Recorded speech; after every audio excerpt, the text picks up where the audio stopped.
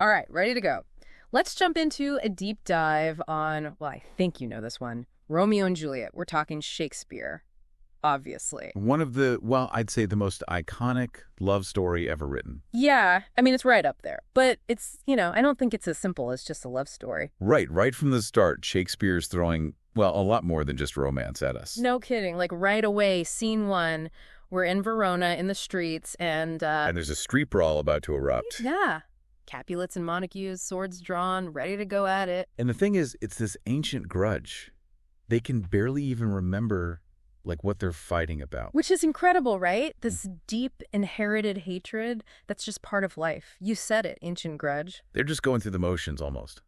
But those motions get pretty violent pretty quickly. And nobody's messing around in Verona, least of all the prince. He shows up and he is not happy about this. That's an understatement. He basically tells them, you want to keep this up, you'll pay the price. The ultimate price. So we've got this feud, right? And that's when we meet our main man, Romeo. Now, Romeo, he's pretty heartbroken at the start. Totally. Rosaline, that's his problem. He's head over heels, but she doesn't feel the same. Classic unrequited love. But, and I always forget this, it's Shakespeare. So even Romeo's heartache is beautiful. How does it go? Love is a smoke made with the fume of sighs. Being purged, a fire sparkling in lovers' eyes, being vexed, a sea nourished with lovers' tears. It goes on and on. A choking gall and a preserving sweet. Like, come on, this is heartbreak, but it's gorgeous. It's the magic of Shakespeare. But anyway, Rosaline's about to be old news. Because enter Juliet. And for Romeo, it's love at first sight. They're at this Capulet party, right? He sees her and it's like, boom, Rosaline who? He's totally smitten. And he says, did my heart love till now, forswear its sight, for I ne'er saw true beauty till this night. Instant connection. Except for one tiny problem. She's a Capulet, he's a Montague. This isn't just a love story anymore. This is a recipe for, well, we know how it ends. Exactly. So we've got these star-crossed lovers, and this is where we get to, it's the yes scene, right? A balcony scene. Romeo, he sneaks into the Capulet orchard, which, bold move Romeo, and he overhears Juliet talking to herself, not knowing he's there. And she's professing her love for him. It's incredible. And he's just blown away by her, calls her the sun. But soft, what light through yonder window breaks? It is the east, and Juliet is the sun. And she's wrestling with this whole feud thing, saying it's just a name that separates them. 'Tis but thy name that is my enemy, she says. Thou art thyself, though not a Montague. What's Montague? Powerful stuff. Like, names don't matter. It's the person. But of course, in Verona, names matter a lot. Understatement. But in this moment, they're just two people in love, Yeah. And that's when they decide to get married. Secretly, talk about a risk. They find Friar Lawrence, who he's hoping this will somehow end the feud, and agrees to marry them. But even he's nervous. He warns them, these violent delights have violent ends, giving us a taste of what's to come. And that's where we have to leave it for now. But trust me, things are about to get very real very quickly in Verona. So last we saw Romeo and Juliet, they just tied the knot secretly, which, never goes smoothly, especially not in Shakespeare. And definitely not with this whole feud going on. Right. Things were already tense, but then, well, Tybalt enters the picture. Juliet's cousin. Yeah. And he does not like Romeo. Not one bit. He's still furious about Romeo crashing that Capulet party, thinks it was a huge sign of disrespect. And Tybalt, he's not one to let things slide. He's hot-headed, wants revenge. And this is where things get even more complicated, because we've got Mercutio. Romeo's best friend. Loyal, but also, let's just say, not afraid of a fight. Yeah, Mercutio's got a bit of a temper himself, so when Tybalt comes looking for Romeo... Mercutio's like, oh, no, you don't. I'm not letting you push us around. He's not going to back down. And Romeo, he's stuck, right? He can't exactly fight his wife's cousin. Talk about an impossible situation. And it all explodes right there in the street. They duel. Tybalt kills Mercutio. And Romeo, he's absolutely devastated. But he's also furious. He's lost his best friend because of this pointless feud. This is where everything changes, right? This day's black fate on more days doth depend, he says, after killing Tybalt. This but begins, the woe others must end. Woe is right. Romeo kills Tybalt. He avenges Mercutio, but at a terrible cost. The prince arrives to find yet more bloodshed.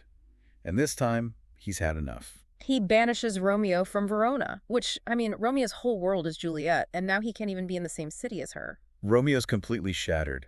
There is no world without Verona walls, he says, but purgatory, torture, hell itself. He's being dramatic, but Shakespeare. It's tragic. And Juliet, can you imagine finding out her husband just killed her cousin? Talk about a nightmare. And yet she still loves him. She's incredibly torn. Oh, serpent heart, hid with a flowering face, she says. Torn between her love for Romeo and, well, her family, her blood. It's incredibly powerful. It really shows the depth of her love for Romeo. My husband lives, she says, that Tybalt would have slain. And Tybalt's dead, that would have slain my husband. She chooses Romeo. But even with that choice, her problems are far from over. Romeo's gone, and her parents, they have no idea she's married, let alone to Romeo. And they have other plans for Juliet. Enter Paris. Oh no, not Paris. He wants to marry her, and her parents are all for it. But Juliet, she's already married. Juliet's trapped. She's desperate. There's only one person she can think to turn to, Friar Lawrence. And the friar, bless him, he tries to fix things. Comes up with his plan, but it's incredibly risky. Risky is an understatement. This is Shakespeare. There's going to be drama. The friar gives Juliet a potion. It'll make her seem dead, like she's gone. Mm-hmm. Then, once everyone thinks she's dead, he'll send word to Romeo and he can come back and they can finally be together. But you know what they say about the best laid plans. Exactly. And remember what the friar said before, these violent delights have violent ends. This is not going to end well. So Juliet's taken this potion, right? And everyone thinks she's dead. The family's heartbroken, the whole thing. It's awful.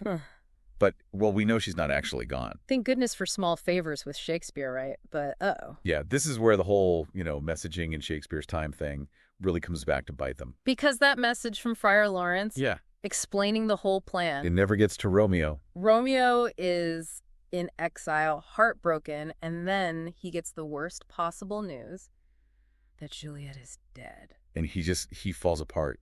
Is it even so? Then I defy you, stars. He decides right then he's going to go back to Verona. He can't live without Juliet. And he goes to this apothecary, gets his hands on poison. It's a really powerful scene. Oh, I get chills just thinking about it. Come, cordial and not poison, Romeo says. Go with me to Juliet's grave, for there must I use thee. He gets to the Capulet tomb and finds Paris there, mourning Juliet. And they fight. Romeo kills Paris. It's like this whole string of terrible events, one after another. And Romeo, he goes into the tomb, sees Juliet, who, remember, thanks to that potion, looks dead. And he drinks the poison. He dies right there beside her. It's awful. You can't help but feel for them, even though you know it's all going to go wrong. And then Juliet wakes up. And she sees Romeo there, dead. And she knows what's happened. She tries to kiss the poison from his lips, but it's too late. Romeo's gone. And Juliet, she can't bear it. She takes Romeo's dagger and, well, we know how this ends. It's one of the most famous tragedies for a reason. I mean, Shakespeare, he really knew how to make you feel it. It's heartbreaking.